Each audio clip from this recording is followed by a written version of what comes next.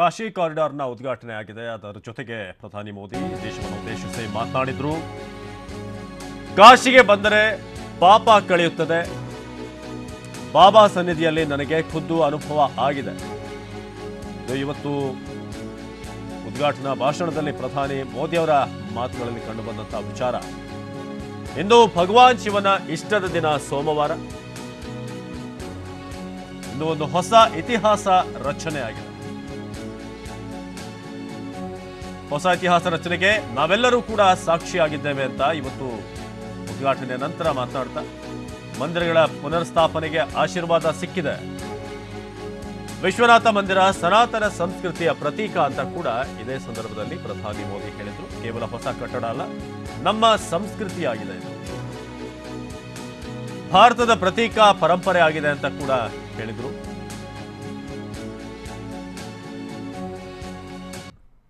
आज समय का चक्र देखिए।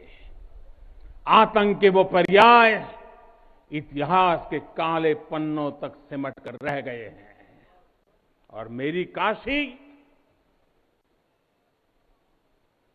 काशी आगे बढ़ रही है, अपने गौरव को फिर से नई भव्यता दे रही है। साथियों, काशी के बारे में मैं जितना बोलता हूं उतना डूबता जाता हूं, उतना ही भावुक हो जाता हूं। काशी शब्दों का विषय नहीं है, काशी संवेदनाओं की सृष्टि है। काशी वो है जहां जागृति ही जीवन है। काशी वो है जहां मृत्यु भी मंगल है। काशी वो है जहां सत्य ही संस्कार है। काशी वो है जहां प्रेम ही परंपरा है। भाइयों बहनों, हमारे शास्त्रों ने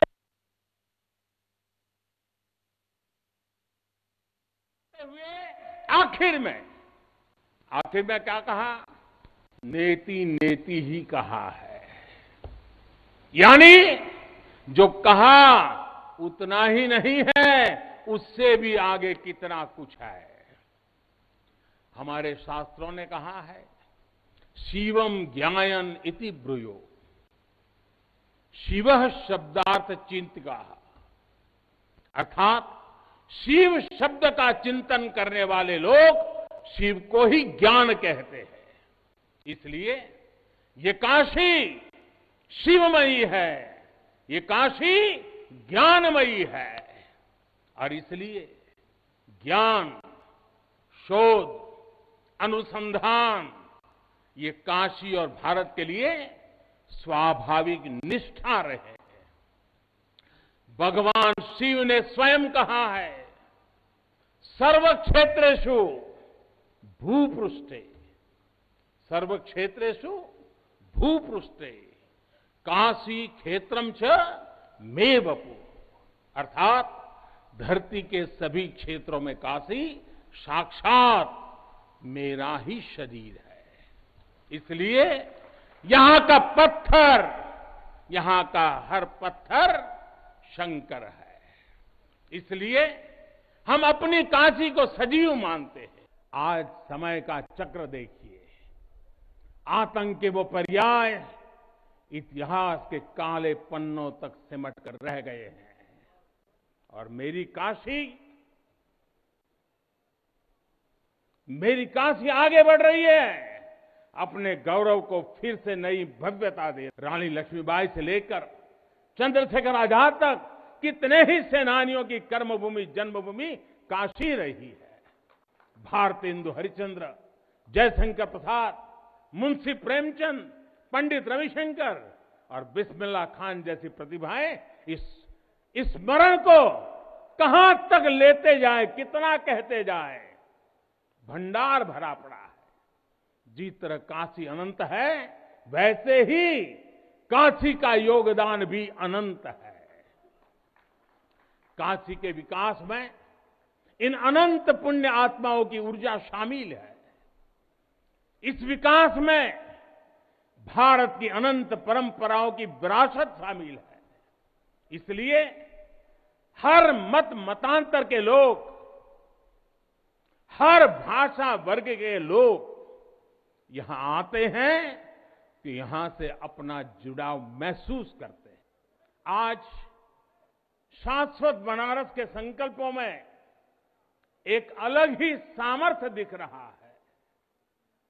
हमने शास्त्रों में सुना है, जब भी कोई पुण्य अवसर होता है तो सारे तीर्थ, सारी देवीय शक्तियां बनारस में बाबा के पास उपस्थित हो जाती है।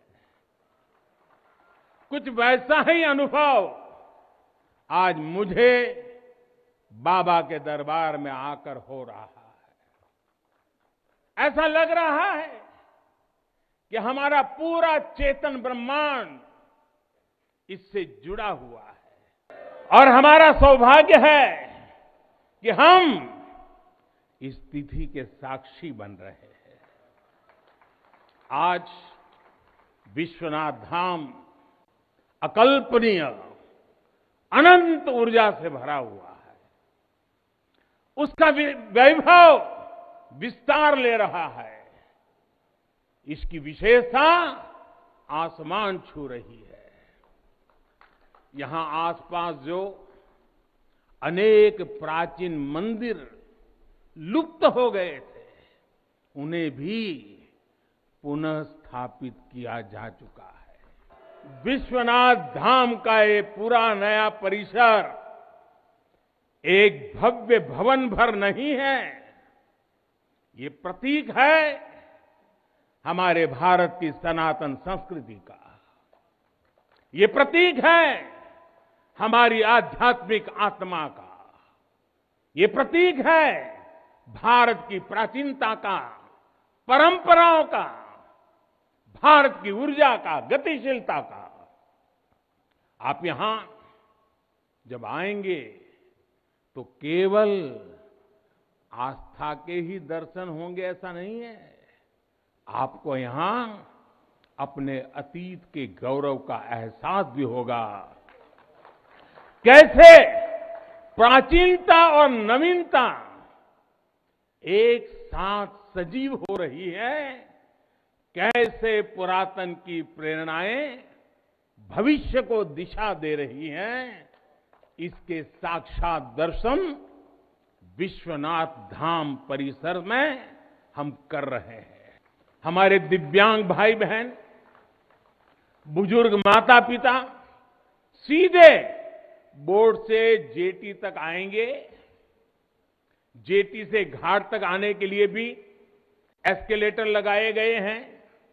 वहां से सीधे मंदिर तक आ सकेंगे। संकरे रास्तों की वजह से दर्शन के लिए जो घंटों तक का इंतजार करना पड़ा था, जो परेशानी होती थी, वो भी अब कम होगी। पहले यहां जो मंदिर क्षेत्र केवल 3000 वर्ग फीट में था, वो अब करीब करीब 5 लाख वर्ग फीट का हो गया।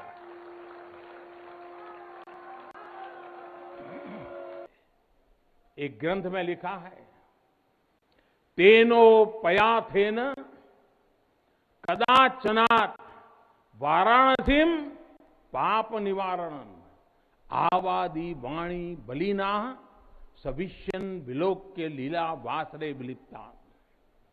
कन्नड़ भाषा में कहा गया है, यानी जब सदगुरु माधवाचार्य जी अपने शिष्यों के साथ चल रहे थे तो उन्होंने कहा था कि काशी के विश्वनाथ पाप का निवारण करते हैं।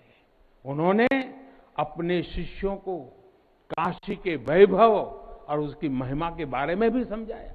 साथियों, सदियों पहले की ये भावना निरंतर चली आ रही है और आपने भी कभी अनुभव किया होगा।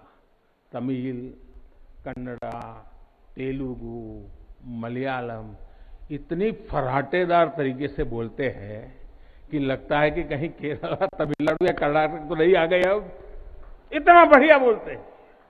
साथियों, भारत की हजारों सालों की ऊर्जा ऐसे ही तो सुरक्षित रही है, संरक्षित रही है। चुनौती कितनी ही बड़ी क्यों ना हो, हम भारतीय मिलकर उसे परास्त कर सकते हैं। विनाश करने वालों की शक्ति कभी भारत की शक्ति और भारत की भक्ति से बड़ी नहीं हो सकती।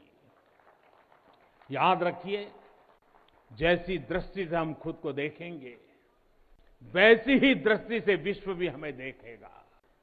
मुझे खुशी है कि सदियों की गुलामी ने हम पर जो प्रभाव डाला था, जिस हीन भावना से भारत को भर दिया गया था, अब आज का भारत उससे बाहर निकल रहा है। आज का भारत सिर्फ सोमनाथ मंदिर का सौंदर्यीकरण ही नहीं करता, बल्कि समंदर में हजारों किलोमीटर ऑप्टिकल फाइबर भी बिछा रहा है। आज का भारत सिर्फ बाबा केदारनाथ मंदिर का जीर्णोद्धार ही नहीं कर रहा, बल्कि अपने दमखम पर अंतरिक्ष में भारतीयों को भेजने की तैयारी में जुटा है। आज का भारत सिर्फ अयोध्या में प्रभु श्री राम का मंदिर ही नहीं बना रहा, बल्कि देश के हर जिले में मेडिकल कॉलेज भी बना रहा है। आज का भारत सिर्फ बाबा विश्वनाथ धाम को भव्य रूप ही नहीं दे रहा, बल्कि गरीब के लिए करोड़ों पक्के घर भी बना रहा है। साथियों, नए भारत में अपनी संस्कृति का गर्व भी है और अपने सामर्थ्य पर उतना ही भरोसा भी है। नए भारत में विरासत भी है और विकास भी है। जब हम देश में बनी चीजों पर गर्व करेंगे, जब हम लोकल के लिए वोकल होंगे, जब हम ऐसी चीजों को खरीदेंगे जिसे बनाने में किसी भारतीय का पसीना बहा हो, तो इस अभियान को मदद करेंगे। महादेव की कृपा से, हर भारतवासी के प्रयास से हम आत्मनिर्भर भारत का सपना सच होता देखेंगे। हर हर महादेव, हर हर महादेव, हर हर महादेव। ಇದು ಕಾಶಿಯ ಕಾರಿಡಾರ್ ಉದ್ಘಾಟನೆಯ ಸಂದರ್ಭದಲ್ಲಿ ಪ್ರಧಾನಿ ನರೇಂದ್ರ ಮೋದಿ ಅವರು ಹೇಳಿದಂಥ ಮಾತುಗಳು ವಿಶೇಷವಾಗಿ ಭಾರತದ ಸಂಸ್ಕೃತಿ, ಅದೇ ರೀತಿಯಾಗಿ ಸನಾತನ ವಿಚಾರಗಳನ್ನು ಹೇಳ್ತಾ ಬಂದರು. ಇನ್ನು ಮಹಾದೇವನ ಇಚ್ಛೆಯ ಬಗ್ಗೆ ಅವರು ವಿಶೇಷವಾಗಿ ಉಲ್ಲೇಖ ಮಾಡಿದರು. ಮಹಾದೇವನ ಇಚ್ಛೆ ಇಲ್ಲದೆ ಏನೂ ಕೂಡ ಸಾಧ್ಯವಾಗ್ತಾ ಇರಲಿಲ್ಲ. ಇವತ್ತಿನ ಈ ಆಧುನೀಕರಣ, ಈ ಕಾರಿಡಾರ್ ನಿರ್ಮಾಣ ಏನಿದೆ, ಇದೆಲ್ಲವೂ ಕೂಡ ಆ ಮಹಾದೇವನ ಇಚ್ಛೆ ಅನ್ನೋದು ಅವರು ಹೇಳಿದ್ದಾರೆ. ಜೊತೆಗೆ ಕಾಶಿಗೆ ಕಾಲಿಟ್ಟ ನಂತರ ಒಬ್ಬ ಮನುಷ್ಯನಲ್ಲಿ ಆಗುವಂಥ ಬದಲಾವಣೆಗಳು, ಇದೆಲ್ಲದರ ಬಗ್ಗೆ ಕೂಡ ಸ್ವತಃ ತಮಗಾದಂಥ ಅನುಭವ, ಇದೆಲ್ಲವನ್ನು ಕೂಡ ಅಲ್ಲಿ ಹಂಚಿಕೊಂಡ್ರು. ಜೊತೆಗೆ ಸ್ವಚ್ಛತೆಗೆ ಭಾಳ ವಿಶೇಷವಾದಂಥ ಒಂದು ಪ್ರಾಧಾನ್ಯತೆಯನ್ನು ನಾವು ಕೊಡಬೇಕು. ಯಾವಾಗ ಒಂದು ದೇಶ ಸ್ವಚ್ಛವಾಗಿರುತ್ತೆ, ಆಗ ಆ ದೇಶವಾಸಿಗಳ ಮನಸ್ಸು ಕೂಡ ಸ್ವಚ್ಛವಾಗಿರುತ್ತೆ, ನಮ್ಮ ಯೋಚನೆಗಳು ಸ್ವಚ್ಛವಾಗ್ತಾ ಬರ್ತವೆ ಅನ್ನೋ ಒಂದು ವಿಚಾರವನ್ನು ಹೇಳಿದರು. ವಿಶ್ವನಾಥ ಕಾರಿಡಾರ್ ಉದ್ಘಾಟಿಸಿ ಇವತ್ತು ಮಾತನಾಡಿದಂಥ ಸಂದರ್ಭದಲ್ಲಿ ಎಲ್ಲ ವಿಚಾರಗಳನ್ನು ಹೇಳಿದರು. ಜೊತೆಗೆ ಯಾರೂ ಕೂಡ ಕಾಶಿ ಇಷ್ಟರ ಮಟ್ಟಿಗೆ ಬದಲಾಗುತ್ತೆ ಅನ್ನೋದನ್ನು ಕನಸಿನಲ್ಲೂ ಕೂಡ ಊಹಿಸಿರಲಿಲ್ಲ. ಘಾಟ್ನಿಂದ ವಿಶ್ವನಾಥನ ಸನ್ನಿಧಿಗೆ ಹೋಗಬೇಕಾದ್ರೆ ಗಲ್ಲಿಗಳನ್ನೆಲ್ಲ ಸುತ್ತಿ ಮನೆಗಳಿರ್ತಾ ಇದ್ವು, ಅದೆಲ್ಲವನ್ನೂ ಕೂಡ ದಾಟ್ಕೊಂಡು ಎಲ್ಲಿ ವಿಶ್ವನಾಥನ ಸನ್ನಿಧಿ ಇದೆ ಅನ್ನೋದೇ ಕಾಣ್ತಾ ಇರಲಿಲ್ಲ, ಗೊತ್ತಾಗ್ತಾ ಇರಲಿಲ್ಲ. ಅಷ್ಟರ ಮಟ್ಟಿಗೆ ಗೊಂದಲ ಉಂಟಾಗ್ತಿತ್ತು. ಆದರೆ ಈಗ ನೇರ ಅಲ್ಲಿ ತೀರ್ಥ ಸ್ನಾನವನ್ನು ಮಾಡಿ ಎದ್ದು ನಿಂತಾಗ ವಿಶ್ವನಾಥನ ದೇಗುಲವನ್ನು ನಾವು ನೋಡ್ಬೋದು. ಆ ರೀತಿಯಾಗಿ ವ್ಯವಸ್ಥೆಯನ್ನು ಮಾಡಲಾಗಿದೆ. ಇದು ಭಾರತದ ಪ್ರತೀಕ, ಪರಂಪರೆ, ಇದೆಲ್ಲವೂ ಕೂಡ ಸಾರುವಂಥ ರೀತಿಯಾಗಿ ಇವತ್ತು ಬದಲಾವಣೆಗಳಾಗಿದೆ ಅಂತ ಇವತ್ತು ಪ್ರಧಾನಿ ನರೇಂದ್ರ ಮೋದಿ ಇವತ್ತಿನ ಉದ್ಘಾಟನಾ ಭಾಷಣದಲ್ಲಿ ಹೇಳಿದರು.